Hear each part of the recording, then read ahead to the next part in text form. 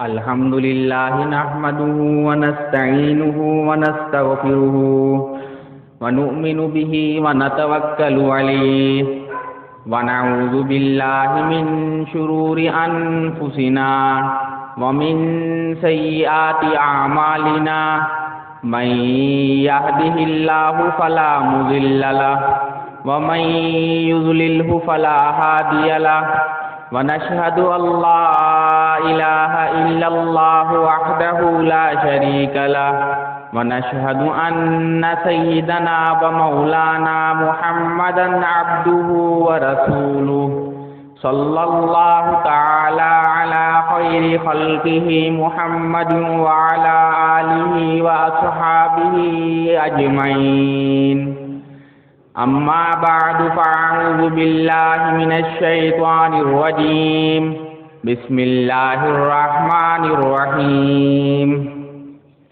يا أيها الذين آمنوا كتب عليكم الصيام كما كتب على الذين من قبلكم لعلكم تتقون صدق الله العظيم وصدق رسوله النبي الكريم ونحن على ذلك من الشاهدين والشاكرين والحمد لله رب العالمين. بزرگان محترم اور برادران عزیز، رمضان کا مہینہ شروع ہو چکا ہے. اللہ تعالیٰ کا اتنا شکر ادا کریں کم ہے کہ اللہ تعالیٰ نے ہم جیسے اپنے گناہ گار بندوں کو بھی رمضان کا مہینہ عطا فرمایا.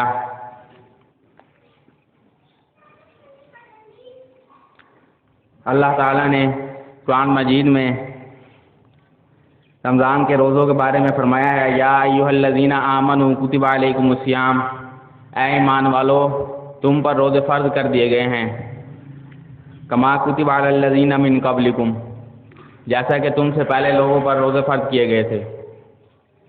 تو معلوم ہوا کہ روزہ صرف امت محمدیہ صلی اللہ علیہ وسلم پر ہی فرض نہیں، بلکہ روزہ ایک ایسی روحانی غذا ہے جو پہلی امتوں کو بھی عطا کی گئی تھی.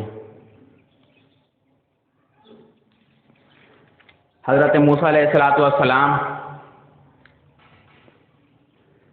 40 دن خلوت میں روزے سے رہے تو ان کو تورات عطا فرمائی اللہ تعالیٰ نے، اور حضرت عیسیٰ علیہ السلام 40 دن خلوت میں روزے سے رہے تو ان کو انجیل عطا فرمائی، اور حضرت محمد صلی اللہ علیہ وسلم غار حرا میں 30 دن خلوت سے رہے تو ان کو قرآن مجید عطا فرمایا اللہ تعالیٰ نے. روزے کا نتیجہ اور فائدہ یہ نکلتا ہے کہ مسلمان تقوی اور طہارت کی زندگی اختیار کر لیتا ہے، کیونکہ روزہ دراصل اپنی مرضی کو اللہ تعالیٰ کی مرضی کے تابع کرنے کا عملی مظاہرہ ہے. اللہ تعالیٰ اپنے بندوں سے ارشاد فرماتے ہیں، اے میرے بندو اب تمہاری مرضی ختم، میری مرضی شروع. کھانا چھوڑ دو، پینا چھوڑ دو، زبان سے ناپسندیدہ باتیں کرنا چھوڑ دو، ناپسندیدہ افعال چھوڑ دو. غرض ہے کہ اپنی مرضی کی ہر ایک چیز چھوڑ دو، بس میری مرضی میں فنا ہو جاؤ. یہی عظیم الشان کورس ہے جو رمضان نے ہمیں عطا کیا ہے. اگر اس میں کامیابی حاصل کر لی تو غفر لہ ما تقدم من ذنبک وما تأخر، تو اللہ تعالیٰ اگلے پیچھے سارے گناہ معاف فرما دیتے ہیں. اللہ تعالیٰ نے قرآن مجید میں ارشاد فرمایا ہے، شہر رمضان الذی انزل فیہ القرآن ھدی للناس وبینات من الھدی والفرقان. رمضان کا مہینہ وہ مبارک مہینہ ہے جس میں قرآن پاک نازل کیا گیا ہے، لوگوں کے لیے سراپا ہدایت ہے اور واضح ہدایت کی دلیلیں ہیں، اور حق و باطل کے درمیان فیصلہ کرنے والا ہے. پھر آگے اللہ تعالیٰ نے ارشاد فرمایا، فمن شہد منکم الشہر فلیصم، جو شخص اس مہینے کو پا لے، اس مہینے میں حاضر ہو تو اس کو چاہیے کہ وہ ضرور روزہ رکھے. ومن کان مریضا او علی سفر فعدۃ من ایام اخر، اور جو شخص اس مہینے میں بیمار ہو یا سفر پر ہو تو وہ دوسرے دنوں میں روزہ رکھ لے. آگے اللہ تعالیٰ ارشاد فرماتے ہیں، یرید اللہ بکم اليسر ولا یرید بکم العسر، اللہ تعالیٰ آسانی کا معاملہ چاہتے ہیں تمہارے ساتھ، مشکل نہیں چاہتے. وَلِتُكْمِلُوا الْعِدَّةَ وَلِتُكَبِّرُوا اللَّهَ، اور یہ اللہ تعالیٰ نے روزے کا حکم اس لیے دیا ہے تاکہ تم روزوں کی گنتی کو پورا کر لو. اور اللہ تعالیٰ نے تمہیں ہدایت دی ہے، اللہ تعالیٰ کے اس ہدایت دینے پر تم اللہ تعالیٰ کا شکر ادا کرو، اس کی بڑائی بیان کرو. لعلکم تشکرون، تاکہ تم اللہ تعالیٰ کے شکر گزار بندے بن جاؤ. تو معلوم ہوا کہ روزے میں بھی مقصد جو ہے اللہ تعالیٰ کی توحید کا بیان ہے، اور یہ سب روزے کے مقاصد ہیں. اگر ان کے اظہار میں کمی کرے گا تو اس کے دن بھر بھوکا رہنے کی، پیاسا رہنے کی کوئی ضرورت نہیں. عقیدہ، توحید اور رسالت اصل میں ہر عبادت کی جان ہے.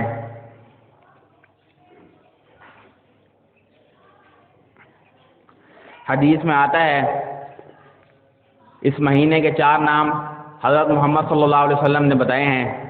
اس مہینے کو ماہ صوم بھی کہا جاتا ہے، یعنی کہ روزے کا مہینہ، اور ماہ صبر بھی کہا جاتا ہے. اس کو یہ صبر کا مہینہ ہے. اور ماہ مواسات کے الفاظ آتے ہیں کہ یہ مہینہ غمگساری اور جذبے کا مہینہ ہے، غریبوں کے ساتھ غمگساری کا مہینہ ہے. اور چوتھے الفاظ یہ آتے ہیں کہ یہ مہینہ ماہ وسعت رزق کا مہینہ ہے، کہ اس مہینے میں مومن کے رزق میں اضافہ کیا جاتا ہے.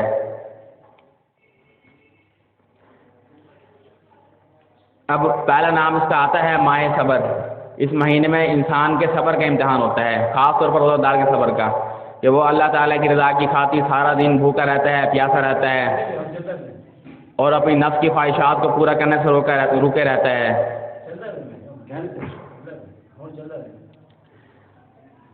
اور اللہ تعالیٰ فرماتے ہیں جو اس روزے میں بھوک اور پیاس کو برداشت کرتا ہے صرف میری رضا کی خاطر،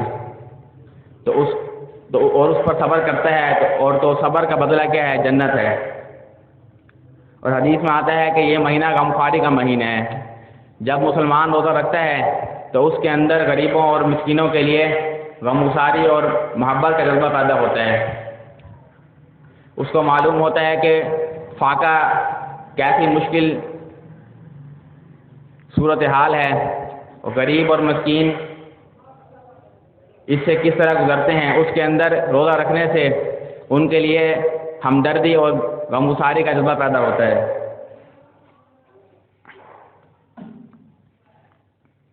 اور تیسرا حدیث میں آتا ہے کہ یہ مہینہ ماہ رزق وسعت رزق کا مہینہ ہے، یعنی اس مہینے میں مومن کے رزق میں اضافہ کر دیا جاتا ہے. ہم دیکھتے ہیں کہ جتنا ہمیں رزق سال کے 11 مہینوں میں ملتا ہے، اس سے کہیں زیادہ اس ایک مہینے میں فراخی اور فراوانی کے ساتھ رزق کھانے کے لیے ملتا ہے. خواہ وہ اس عالم اسباب کس بھی راستہ سے ہے، سب اللہ ہی کے حکم سے آتا ہے. اور حدیث میں آتا ہے کہ اس مہینے کا پہلا عشرہ رحمت ہے، اور درمیانی عشرہ مغفرت ہے، اور آخری عشرہ جہنم کی آگ سے آزادی کا ہے.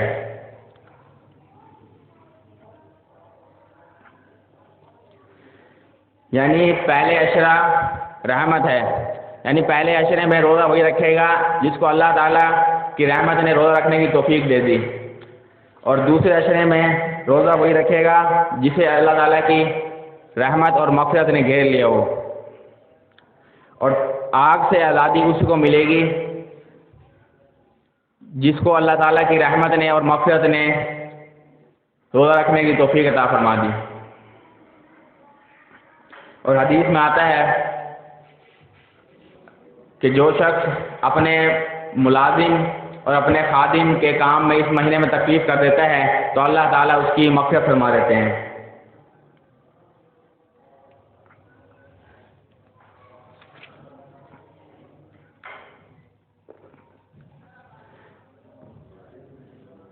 اس مہینے کو 3 حصوں میں تقسیم کیا گیا ہے، کیونکہ رمضان کی برکتوں سے فائدہ اٹھانے والے بھی لوگ 3 طرح کے ہوتے ہیں، اس لیے اس مہینے کو 3 حصوں میں تقسیم کیا گیا ہے. نمبر 1، پہلے وہ افراد جو نیک ہیں اور ہمیشہ صلاح اور تقوی سے زندگی گزارتے ہیں، اور جب بھی کبھی کوئی ان سے کوئی لغزش اور کوئی گناہ ہو جاتا ہے تو وہ اسی وقت توبہ استغفار کر کے اس کی تلافی کر لیتے ہیں. تو ان بندوں پر شروع مہینے سے ہی بلکہ اس مہینے کی پہلی رات سے ہی اللہ تعالیٰ کی رحمتوں کا نزول ہونے لگتا ہے۔ اور دوسرا طبقہ ان لوگوں کا ہے جو ایسے متقی اور پرہیزگار تو نہیں ہیں لیکن اس لحاظ سے اتنے کئی گزرے بھی نہیں ہیں۔ تو ایسے لوگ جب رمضان کے ابتدائی دنوں میں روزہ رکھ کے اور دوسرے اعمال خیر اور توبہ استغفار کر کے اپنے آپ کو اللہ تعالیٰ کی رحمت کے لائق اور مستحق بنا لیتے ہیں تو رمضان کے درمیانی عشرے میں اللہ تعالیٰ ان کی مغفرت کا فیصلہ فرما دیتے ہیں۔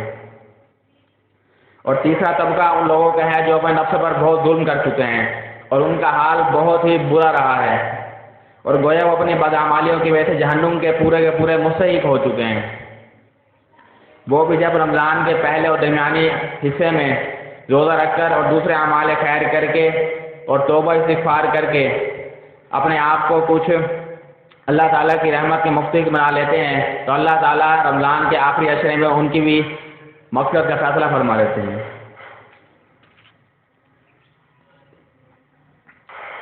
روزے کی قیمت اور صلہ کیا ہے اس کے بارے میں حدیث میں آتا ہے، حضور اکرم صلی اللہ علیہ وسلم نے ارشاد فرمایا کہ جنت کے دروازوں میں ایک خاص دروازہ ہے جس کو باب ریان کہا جاتا ہے۔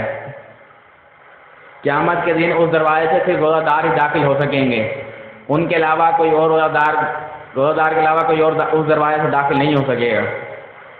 اس دن پکار کر کہا جائے گا کہ کہاں ہیں اللہ تعالیٰ کے وہ بندے جو دنیا میں اللہ تعالیٰ کی رضا کی خاطر روزہ رکھا کرتے تھے، بھوک اور پیاس کی تکلیف برداشت کرتے تھے اور اپنی نفس کی خواہشات پر عمل کرنے سے رکے رہتے تھے۔ وہ اس پکار پر چل پڑیں گے اور ان کے علاوہ کوئی اور اس دروازے سے جنت میں داخل نہیں ہو سکے گا، اور جب وہ روزہ دار اس دروازے جنت میں داخل ہو جائیں گے تو وہ دروازہ بند کر دیا جائے گا۔ روزے میں جس چیز کا احساس سب سے زیادہ روزہ دار کو ہوتا ہے اور جو چیز روزہ دار کی سب سے بڑی اور اصل قربانی ہے وہ ہے اس کا پیاسا رہنا۔ اس لیے اللہ تعالیٰ نے روزہ دار کے جو صلہ اور انعام اس کو عطا فرمایا ہے اس میں غالب اور نمایاں پہلو سیرابی کا رکھا ہے۔ ریان کے لوگ بھی مناتے ہیں کہ پورا سیراب، یہ سیرابی صرف اسی مخصوص باب ریان اسی دروازے کی صفت ہے۔ آگے جنت میں پہنچ کر اللہ تعالیٰ جو ان پر انعامات کریں گے وہ تو اللہ ہی کو معلوم ہے۔ حدیث قدسی اللہ تعالیٰ کا ارشاد ہے، اللہ تعالیٰ فرماتے ہیں الصوم لی وانا اجزی بہ، کہ بندے کا روزہ صرف میرے لیے تھا اور آج قیامت کے دن بندے کو صرف اس کا روزے کا بدلہ بھی میں دوں گا۔ اور حدیث میں آتا ہے کہ روزہ اور قرآن بندے کی شفاعت کریں گے قیامت کے دن، یعنی اس بندے کی جو دن میں روزہ رکھے گا اور رات میں اللہ تعالیٰ کے سامنے کھڑا ہو کر اللہ تعالیٰ کے پاک کلام یعنی قرآن مجید کی تلاوت کرے گا یا سنے گا۔ روزہ عرض کرے گا، اے میرے اللہ، میں نے تیرے اس بندے کو دن بھر کھانے پینے سے روکے رکھا اور نفس کی خواہشات پر عمل کرنے سے روکے رکھا، آج تو میرے اس بندے کے حق میں سفارش قبول فرما اور اس کے ساتھ مغفرت اور رحمت والا معاملہ فرما۔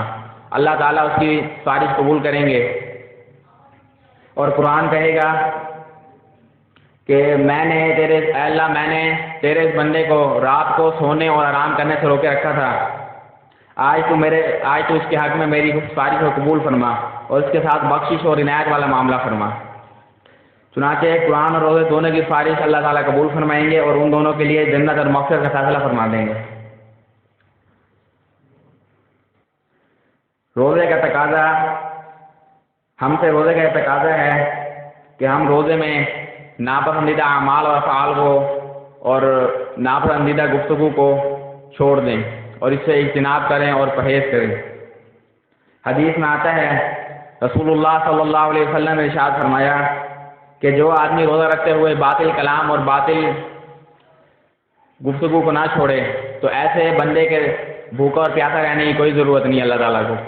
یہ کتنی بڑی سخت وعید ہے کہ اللہ تعالیٰ فرماتے ہیں مجھے ایسے بندے کے بھوکا اور پیاسا رہنے کی کوئی ضرورت نہیں ہے۔